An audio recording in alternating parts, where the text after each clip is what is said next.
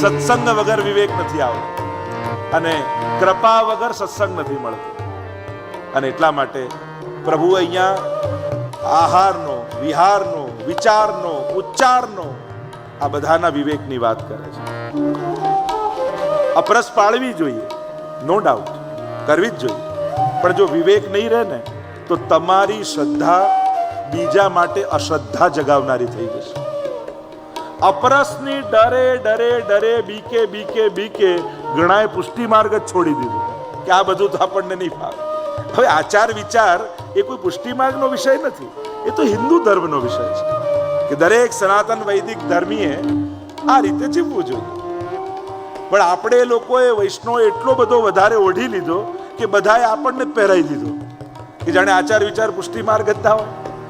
અરે આ તો એક એનો વ્યવહાર છે અને દરેક હિન્દુ માત્ર આ પાળવાનું હોય ને સાચવવાનું હોય, પણ એનો અતિરેક અવિવેક પૂર્વક કરવાથી બીજામાં અશ્રદ્ધા પેદા થઈ અને આપણી શ્રદ્ધાને કારણે કોઈની અંદર અશ્રદ્ધા પેદા કરાવીએ તો અપરાધ છે. એક વસ્તુ યાદ રાખો, કોઈ અપરસમાં અડી ગયું તો એની જોડે લડવા કરતા તમે 2 વાર નાહી લો એ વધારે સારું. તમે જે નહીં આવો એને કહેવાની શું જરૂર છે કે અડતો નહીં? અરે અપરસ અડતો નહીં એના માટે નથી. અપરસ તો એના માટે છે કે અપ એટલે ભગવાન અને એના રસના ડૂબવું, કે હું ભગવાનના રસમાં છું, ચાલ તુંય આવ અપરસ કર અને આપણે બંને ભગવાનના રસમાં ડૂબી જઈએ. ભગવદ રસમાં ડૂબવા માટે છે. આ કોઈને અડે દૂર જા દૂર જા દૂર જા, એ એટલું ગલત મેસેજ લોકોની અંદર ગયો કે જાણે કોઈ છૂવાછૂતની વાત ન કરે. આ છૂવાછૂત નથી, આ તો ભગવાનના રસમાં રહેવાની વાત હતી. આ વ્યવહારનો તો એક વિચાર હતો. અપરસમાં આપણે કોઈના અડવાથી છોવાઈ કેમ ગયા? એ કોઈ અડ્યું એટલે ન છોવાયા, પણ આપણે તો ભગવાનની સેવામાં હતા. આપણને કઈ રીતે ખબર પડી કે કોઈ અડીને ગયું છે? મન ભગવાનને છોડી એને અડ્યું એટલા માટે આપણે છોવાયા. પ્રભુથી મન ગયું એટલા માટે, પણ આ કોઈને દૂર કરવા માટે નથી. એટલે બહુ ખોટો મેસેજ જાય છે. એટલે હંમેશા જ્યારે અપરસની વાત આવે એનો એવો અતિરેક ન કરતા, અવિવેકથી એની વાત ન કરતા, ક્રોધ કરીને ક્યારે પણ કોઈને ધુતકારતા નહીં, તરછોડતા નહીં, નહીં તો મહાપ્રભુજીનો અપરાધ થશે. કોઈ વૈષ્ણવ ઠાકોરજીથી દૂર જાય તો મહાપ્રભુજી નારાજ થઈ જાય. એમ કેમ કરાય? મહાપ્રભુજીના પ્રસંગમાં એવું આવે છે કે મહાપ્રભુજી અડેલમાં રહેતા, એમના સજાતી એક બાઈ ત્યાં રહેતા, બેન માજી. એ મહાપ્રભુજીથી ઈર્ષા કરતા કે અમારા જ કુટુંબના છે ને લોકો અમને ભગવાન તરીકે માને છે ને અમને પૂછતા નથી. એટલે શું કરે, કોઈ અપરસ કરવા ભીતરિયા જાય ને એટલે જે આત્મા હોય એની ઉપર ફેંકી દે. ફેંકે એટલે છોવાઈ જાય. હવે આવું 2-3 વાર થયું એટલે પેલા ખીજાયા અને મહાપ્રભુજી પાસે આવીને ફરિયાદ કરી કે જો આપના સગા છે અને મને આ રીતે કંઈક ફેંકીને મારી અપરસ છોડાઈ દે છે, શું કરું? મહાપ્રભુજી કે હવે તારા ઉપર જે નાખે ને એ મારી પાસે લઈ આવજે. અને ફરી જલઘડિયા જલ ભરવા માટે ગયા અને પેલા બાઈ કંઈક સફાઈ કરતા હશે, જોયો પેલા જલઘડિયાને, લીધું કપડું હાથમાં ને ફેંક્યું એના ઉપર. અને પેલાને મહાપ્રભુજીની વાત યાદ આવી કે જે ફેંકે મારી પાસે લઈ આવજે. અને કપડું લઈને મહાપ્રભુજી પાસે આવ્યો, જો આ નાખ્યું ને મારી અપરસ છોવાઈ. અને મહાપ્રભુજીએ એ કપડાની વાટ બનાવી અને વાટ બનાવી ઠાકોરજીની સન્મુખ દીવો કરી, ઘી પૂરી એ વાટ મૂકી અને જ્યાં પ્રગટાવી, જેમ જેમ કપડું બળતું ગયું માજીનું અંતઃકરણ પવિત્ર થતું ગયું. અને જ્યાં વાટ બળી, માનો વાટ નથી બળી, માજીના દોષો બળી ગયા, દુર્વિચારો બળી ગયા. દોડતા દોડતા આવ્યા અને મહાપ્રભુજીના ચરણોમાં પડી ગયા. વિચાર બદલવાની આવશ્યકતા હોય છે. પાપ જોડે વેર હોય, પાપી જોડે થોડી હોઈ શકે છે. અને એટલા માટે જ્યારે પણ આચાર વિચારની વાત આવે, સદાચાર સ ઉચ્યતે, એટલે જ કહ્યું આચાર વિચાર સંયોગ સ સદાચાર ઉચ્યતે. ન જો આપણો આચાર વિચાર અત્યાચાર ન બની જાય એનો વિવેક રાખજો. ઘણીવાર એટલું અત્યાચારની સ્થિતિમાં પહોંચી જાય છે કે લોકો ઠાકોરજીથી દૂર ભાગવા માંડે છે. આવું વાતાવરણ ન બને એની સાવધાની રાખવી. ચંચળ એવું મન જે વિષયોમાં જાય ત્યાંથી તું એને રોક અને મારામાં લગાવ, પરમાત્મામાં પરો. કારણ કે મન બહુ સહજ છે, ભાગનારું છે. મનને પકડવું બહુ કઠિન છે. મનની વ્યાખ્યા જ શાસ્ત્ર કહે છે સંકલ્પ વિકલ્પાત્મક મનઃ. જેમાં સંકલ્પ અને વિકલ્પ હોય ને મન કહેવાય. નિશ્ચયાત્મિકા બુદ્ધિ, જે નિર્ણય કરે બુદ્ધિ. અને એટલા માટે ચંચલતા એનો સ્વભાવ છે. પણ જ્યાં જ્યાં જાય ત્યાં ત્યાં ઠાકોરજીને જુઓ. સેવામાં જો એક વસ્તુ નિશ્ચિત સમજો, આપણે ફરિયાદ કરી શકીએ કે મારું સેવામાં ઠાકોરજીમાં મન નથી રહેતું, પણ એક વસ્તુ યાદ રાખજો, સેવામાં તમે હો છો ને, તમારું મન ઠાકોરજીને છોડીને જઈ શકે, પણ ઠાકોરજીનું મન તો તમારામાં જ હોય છે. અને અમે તો હંમેશા કહીએ ને કે સેવામાં મન ભટકે ને તો એવું ન વિચારો કે મન ભટકી રહ્યું છે. અનેક વિચારો આવે છે, ઘણા લોકો કહે ને, તો વિચારો આવતા નથી. તમે ઠાકોરજી આગળ બેઠા હો ને, અને પ્રભુ તો પ્રભાવ કેવો છે કે પ્રભુ સન્મુખ બેસો તો કોઈ પણ લૌકિક વિચાર મનમાં રહી ન શકે. એટલે વિચારો આવતા નથી, તમને છોડી છોડીને જાય છે. એટલે હંમેશા એમ વિચાર કરો કે આ વિચાર આવ્યો એમ નહીં કહેવાનું, આ વિચાર પણ ગયો, આ વિચાર પણ ગયો. કેમ આવ્યો નથી? આંખમાં કાજળ હોય તો આંખને દેખાય? ના દેખાય. પણ તમે આંગળીમાં લઈને દૂર કરો આંખથી તો દેખાય. એમ વિચારો મનમાં જ હતા એટલે દેખાતા નહોતા, પણ ઠાકોરજી આગળ બેઠા અને એમનો પ્રભાવ એવો છે કે તમારા મનમાં આ વિચાર રહી ન શકે, એટલે તમને છોડીને દૂર ગયું એટલે તમને દેખાયું. એટલે હંમેશા વિચાર માટે આમ કરું, આ વિચાર ગયો, આ વિચાર ગયો, 3 વાર એમ કરશો તો મન ઠાકોરજીમાં આવી જશે. અથવા એવું કરો કે ઠાકોરજીની સેવામાં હો ત્યારે એમ વિચાર કરો કે ઠાકોરજી મને ધારી ધારીને જુએ છે. હંમેશા પ્રભુ મને ટગર ટગર જો. હવે તમે અહીંયા બેઠા હો, કોઈ તમને ધારી ધારીને જોતું હોય, કદા મન લાગે એમ પેલો જુએ, પેલો જુએ, પેલો જુએ, એનામાં મન જાય કે નહીં? એમ સેવામાં પણ આપણે એમ જોઈએ ઠાકોરજી મને તાકી તાકીને જોઈ રહ્યા છે. આપમેળે મને એનામાં પ્રભુ જોઈ રહ્યા છે. હમણાં આવું ના બોલાય, હમણાં આવું નહીં વિચારે, હમણાં આમ નહીં કરાય, પ્રભુ જુએ છે. સતત એવો ભાવ રાખીને સેવામાં રહેશો, પ્રભુ મને જોઈ રહ્યા છે, તો મન એમને છોડીને ક્યાંય નહીં જાય. મનને વર્ષોની આદત સંસારની પડેલી છે. એક વારમાં જલ્દી મન નહીં લાગે કદાચ. તું કહેતા ને સર્કસમાં ખેલ કરનારા એક પતિ પત્ની હતા, અને ખેલ શું કરે, પત્ની આમ ઊભી રહી જાય, એક ચકરડું હોય ફરતું, અને પતિ આંખમાં પાટો બાંધે અને ચપ્પુ મારે, જેટલા મારે એટલા પત્નીની આજુબાજુ શરીરમાં લાગે, અને બધાને એમ લાગે કે હમણાં વાગ્યું, અને બચી જાય. અને આખા શરીરના કિનારે કિનારે ચપ્પુ વાગે. એમાં એમ બન્યું કે અમુક સમય બાદ બંનેમાં ઝઘડો થયો, અને એવો ઝઘડો થયો કે પતિને થયું કે એમ મારીશ તો મને સજા થશે, પણ આ ખેલ કરતા સમયે એને ચપ્પુ મારી દઉં એટલે બધાને એમ થશે કે અકસ્માતથી વાગી ગયું, પત્ની મરી. અને હવે ખેલ શરૂ થયો. પત્ની રોજની જેમ ઊભી રહી, પતિની આંખમાં પાટો બાંધવામાં આવ્યો, અને પેલાને એમ થયું કે ચપ્પુ મારું. અને જ્યાં ચપ્પુ મારવા જાય ત્યાં પાછું બાજુમાં લાગે, પાછું તાકીને મારવા જાય, પાછું બાજુમાં લાગે. જેટલા ચપ્પુ માર્યા રોજની જેમ આજુબાજુ જ લાગી ગઈ. પેલો પરેશાન થયો કે આજે તો એને મારવી હતી ને બચી કેમ ગઈ. એના મિત્રને વાત કરી કે આજે તો મારે ચપ્પુ મારવું જ હતું, છતાંય રોજની જેમ જ લાગ્યા અને બચી ગઈ, આવું કેમ? ત્યારે મિત્રએ સમજાવતા કહ્યું કે જેણે આખી જિંદગી ખોટા નિશાન જ લગાડ્યા હોય એનું એક વારમાં સાચું ના લાગે. એમ જન્મ જન્માંતરથી આપણા મને ખોટા જ નિશાન તાક્યા છે, તો એક વારમાં ક્યાં લાગી જવાનું? આ તો એક અભ્યાસ છે. પ્રયાસ કરતા કરતા આગળ પ્રભુ સમજાવશે. અભ્યાસ કરતા કરતા મન એનામાં થશે. મન લાગી જાય તો ધી એન્ડ થઈ જાય. આ તો પ્રયાસ છે, કેમ લગાડીએ, કેમ લગાડીએ. એટલા માટે અભ્યાસ કરતા રહેવું. મારા ભક્તોનો નાશ નથી થતો. કેવા ભક્તનો? યોમામ પશ્યતિ સર્વત્ર, જે સર્વમાં મને જુએ છે, અથવા મારામાં બધું જ જુએ છે. એક બધામાં મને અને મારામાં બધું.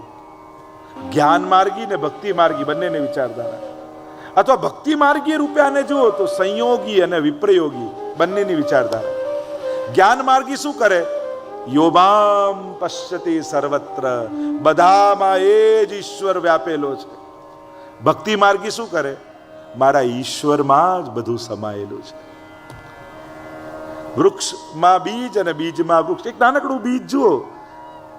તમને કોઈ કે આની અંદર છે ને મૂળ છે, ડાળખા છે, પત્તા છે, ફલ છે. તમે માનો? અરે આટલી અંદર કઈ બધું થોડી હોય, ક્યાંથી આવે? આ તો બીજ છે, આની અંદર ક્યાંથી આવવાનું? પણ જ્યારે એને વાવો છો ત્યારે એ જ બીજ મોટા વૃક્ષ બની પત્તાઓ, ડાળખાઓ, ફલો, ફૂલોથી લથપથ થઈ જાય છે. આ જ પરમાત્માનું સ્વરૂપ જુઓ. એ પરમાત્મા બિરાજે છે, એની અંદર બધું સમાયેલું છે. બ્રહ્માંડ જ્યારે મૃતિકા ભક્ષણ લીલા ભાગવતજીમાં આવે છે અને જ્યાં મુખ ખોલ્યું પરમાત્માએ, આખા બ્રહ્માંડના દર્શન યશોદાજીને થયા. બધું જ એની અંદર છે. એટલે જે ભક્તિ માર્ગી છે ને, એની શરૂઆત, એની ભક્તિ મારા પ્રભુમાં બધું છે. એટલે જ આપણે ત્યાં જુદી જુદી પૂજા અને જુદી જુદી આરાધના પણ થતી નથી. બધા જ દેવી દેવતાઓ, બધી જ સાધનાઓ મારા ઠાકોરજીની અંદર બિરાજમાન છે. અને એટલા માટે પુષ્ટિ માર્ગમાં બધું ઉજવાય. ગણેશ ચતુર્થી ઉજવાય, શિવરાત્રી ઉજવાય, નવરાત્રી ઉજવાય, બધા જ પ્રસંગો સેવામાં જુદા જુદા રૂપે ઉજવાતા હોય છે. પણ ભાવના શું? બધું જ મારા ઠાકોરજીમાં બિરાજે છે. અને મારો પ્રભુ કેવા કેવા અવતારો લે છે, કેવા કેવા રૂપ ધારણ કરે છે. આ જુદા જુદા અવતાર લઈને આવે તો વધારે સ્નેહ આવે. આપણા નાના બાળકો જ્યારે સ્કૂલમાં ફેન્સી ડ્રેસ કોમ્પિટિશનમાં ભાગ લે ને, કોઈ સંત બને, કોઈ સિંહ બને, કોઈ હાથી બને, ત્યારે એને જોઈને વધારે વાલ આવે. કેવો સરસ લાગે છે.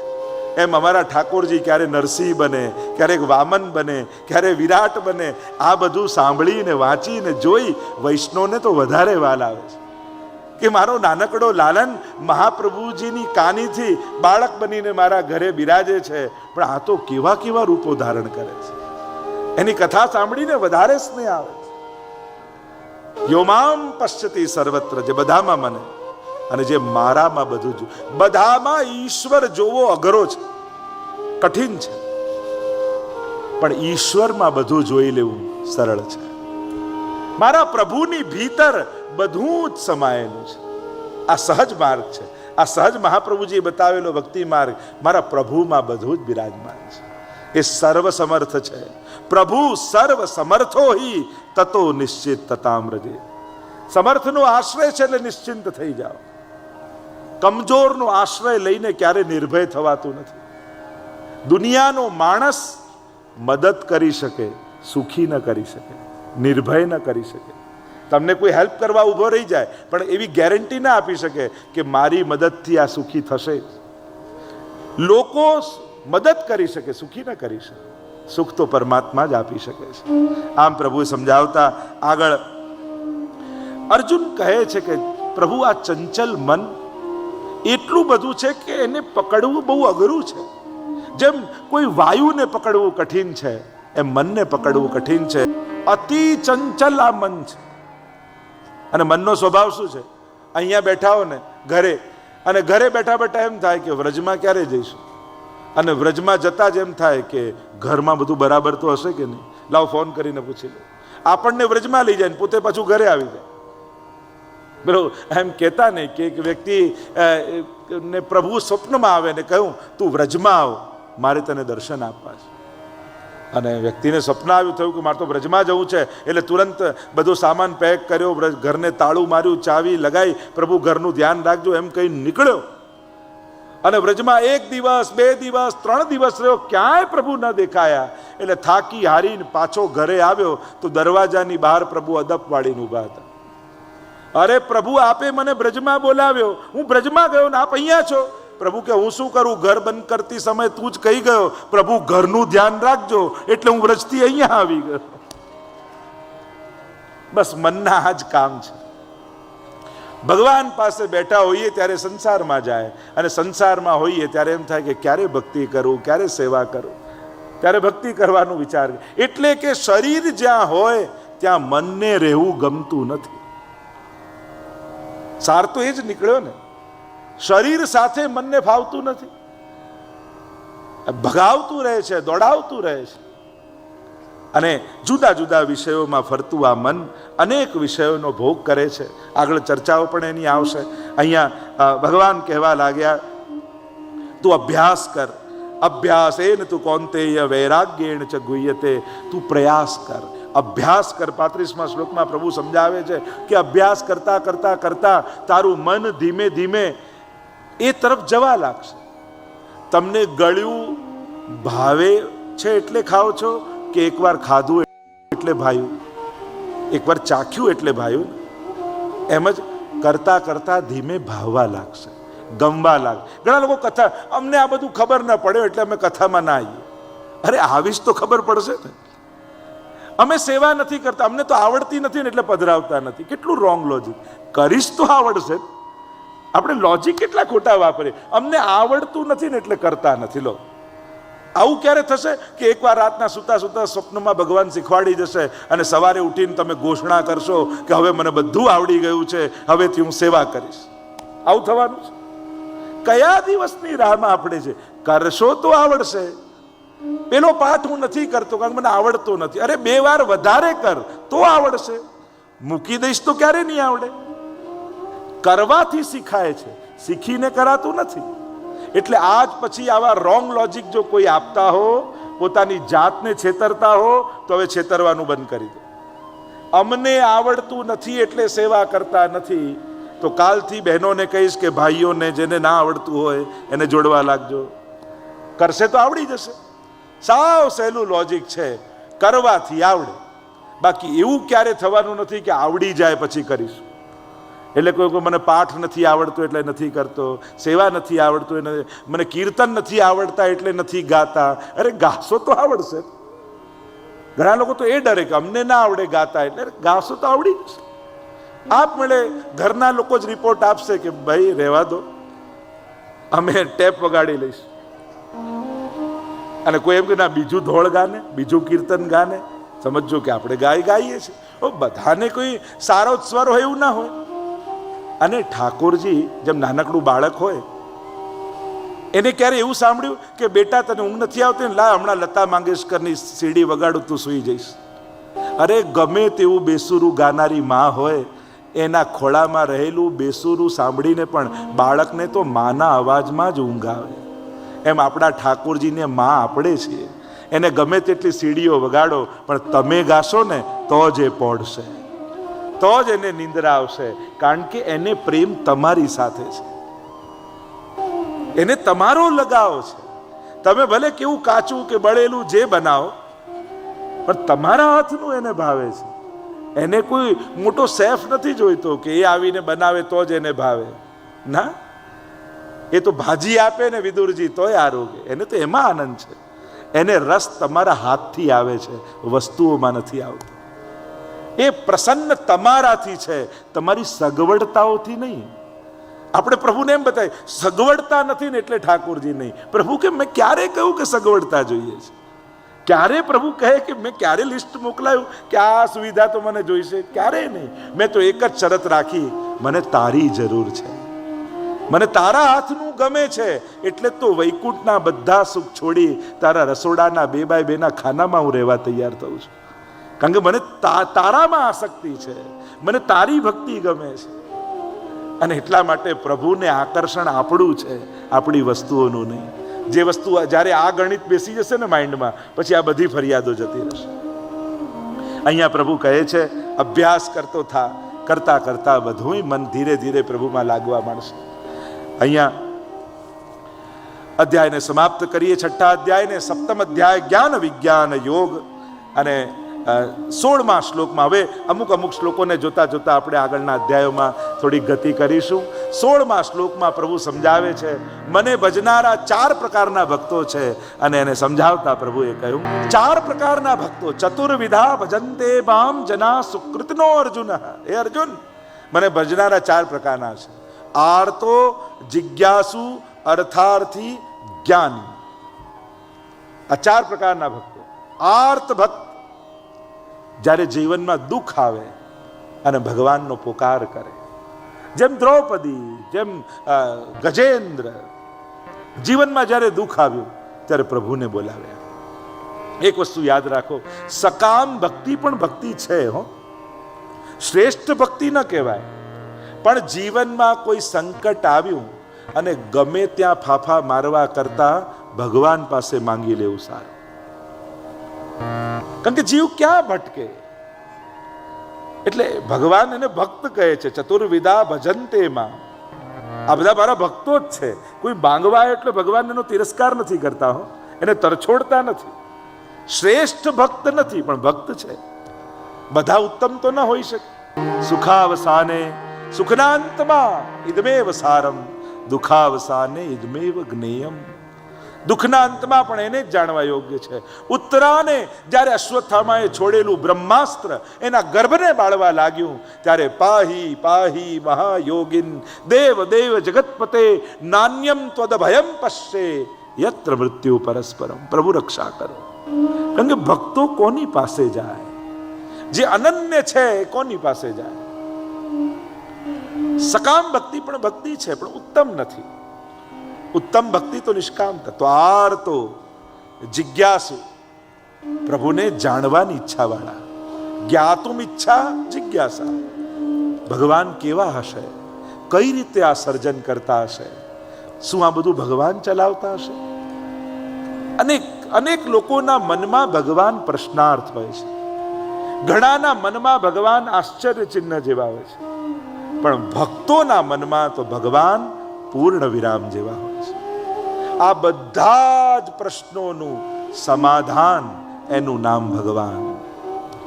ભગવાન પ્રશ્નાર્થ નથી, ભગવાન પૂર્ણ વિરામ છે. જે સમજાય એનું નામ પણ ભગવાન, ને જે ન સમજાય એનું વિરામ પણ ભગવાન. આ બધા જ શંકાઓનું સમાધાનનું નામ ભગવાન છે. કેમ આમ થયું? શા માટે આવું થયું?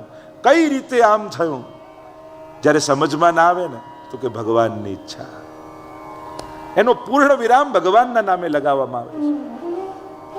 દરેક વસ્તુ દરેકને એના સમયે સમજાઈ જાય એ પણ જરૂરી નથી. ભક્તિ કરતા કરતા કરતા સમજમાં આવતું હોય છે. કોઈ એમ કે ના પહેલા મને બધું સમજાય પછી જ હું માનું.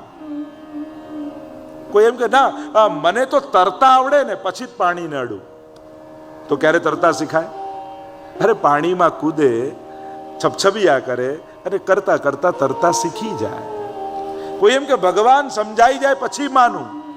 પ્રભુ કે એક વાર માન, પછી તો પલે પલે મારી જાતને તને સમજાઈશ. શ્રદ્ધાથી સમજમાં આવે છે. વિજ્ઞાન પુરાવા માંગે ત્યારે માને, અને ભગવાન કે તું મને માન, તને ડગલે ને પગલે મારા પુરાવા આપીશ. આ અધ્યાત્મ.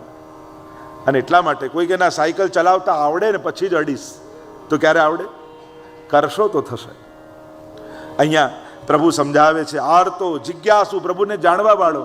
અર્થાર્થી, કોઈને કોઈ કામનાથી ભગવાન પાસે જનારો, કંઈક સકામ ભાવથી પ્રભુ પાસે જનારો. મારે આ જોઈએ, મારે સિદ્ધિ જોઈએ, મારે ઘર જોઈએ, મારે ધન જોઈએ, અનેક માંગ લઈને આપણે પ્રભુને કહીએ કે આપ અમારા સ્વામી, અમે આપના સેવક, એમ કહીને પ્રભુ પાસે જઈએ તો ખરા, પણ જ્યારે જઈએ ત્યારે બે ચાર કામ બતાવીને જ આવીએ. તો કામ બતાવે એ માલિક કે કામ કરે એ સેવક? કહો છો તમે સ્વામી ને હું સેવક, અને જ્યારે જાઓ ત્યારે બે ચાર કામ બતાવીને આવો. ઠાકોરજી કે આમાં સ્વામી કોણ એ જ સમજાતું નથી, કારણ કે કામ તો તું બતાવે છે. એટલે મૂળ વાત એ છે, ભગવાનના ભરોસે દરેક કામ થાય, પણ ઘણીવાર અમુક કામો માટે ભગવાન પણ આપણા ભરોસે હોય છે. જ્યારે એમ થાય કે આ મારી સામે આ ચેલેન્જ છે, મારે આ એક બીડું ઉપાડવાનું છે, ત્યારે એમ વિચારું કદાચ આ કામ માટે ભગવાન મારા ભરોસે ન બેઠો હોય, ક્યાંક એણે મારા પર વિશ્વાસ રાખ્યો હશે, તો લાવ આ હું કરી લઉં. તો અર્થાર્થી એ પણ ભક્ત છે, શ્રેષ્ઠ નથી. મહાપ્રભુજી તો માંગવાની ના પાડે છે, કારણ કે વૈષ્ણવતા તો નિષ્કામતા શીખવાડે છે. કારણ કે માંગીએ તો સ્વાર્થ થઈ જાય, માંગે ને એટલું આપે ભગવાન, આ તો વ્યવહાર થઈ જાય. પ્રભુ તો અનેક ગણું આપનારો છે, ઉદાર છે, અંતર્યામી છે, તમારા અંતઃકરણની જાણવા વાળો છે, એટલે એની આગળ કહેવાની જરૂર નથી. અને ચોથો ભક્ત જ્ઞાની કયો છે, જે શાસ્ત્રોને જાણી સ્વરૂપ જ્ઞાન, તત્વ જ્ઞાન અને મહાત્મ જ્ઞાન, આ ત્રણેય રીતે ભગવાનને જાણનારો છે. આ ત્રણ રીતે પ્રભુનું જ્ઞાન થવું જોઈએ. સ્વરૂપ જ્ઞાન હોવું જોઈએ, મહાત્મ જ્ઞાન હોવું જોઈએ અને તત્વ જ્ઞાન હોવું જોઈએ. આ ત્રણેયના જ્ઞાનથી જાણનારો જ્ઞાની ભક્ત